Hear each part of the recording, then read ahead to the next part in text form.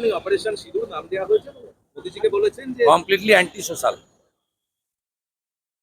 তা মহিলাদের অপমান করছেন, কারণ উনি তো সিঁদুর মুছতে ভালোবাসেন।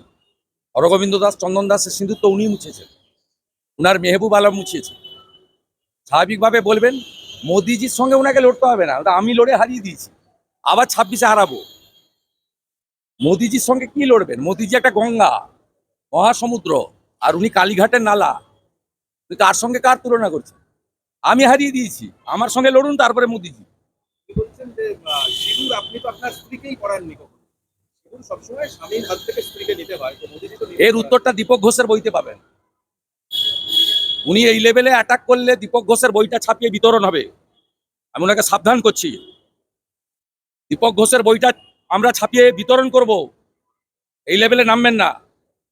কালকেই বলছেন যে নির্বাচন করুন, এই যে অপারেশন বেঙ্গল বলছেন, কালকেই ক্ষমতা থাকে নির্বাচন করুন। আর নির্বাচন রাষ্ট্রপতি শাসনে হলে 200 সিট আসবে, উনি থার্ড হবেন, অন্যরা সেকেন্ড হবে। পাঞ্জাবে কংগ্রেসের যে অবস্থা হয়েছে, ইনার অবস্থা তাই হবে। ভোট হয় নাকি পশ্চিমবঙ্গে? পশ্চিমবঙ্গে ভোট হয়। আজকেও নরেন্দ্র মোদীর সভায় আসার সময় কোচবিহারের সীতাই শীতলকুচিতে 25টা বাস ভেঙেছে। তো রাজবংশী সমাজের প্রচুর মানুষ হসপিটালে আহত হয়েছে। উনার এই গুন্ডাগর্দি বন্ধ, এখানে রাষ্ট্রপতি শাসনে ভোট করুন না। প্রধানমন্ত্রী যা বললেন, মানে আপনারা কর্মীরা কিভাবে উজ্জীবিত হচ্ছে? প্রধানমন্ত্রী ফিক্সড করে দিয়েছেন এজেন্ডা, পাবলিককেও বলে দিয়েছেন।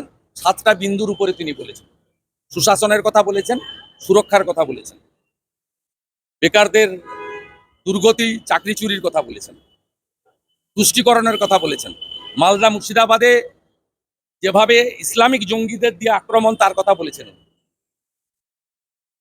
মন্ত্রী বলছেন মালদা মুর্শিদাবাদ সম্পূর্ণ বিজেপির তৈরি করা, সন্দেশখালীর মতোই তারা। ওটা তো হাইকোর্টের সিট বলে দিয়েছে কার তৈরি করা।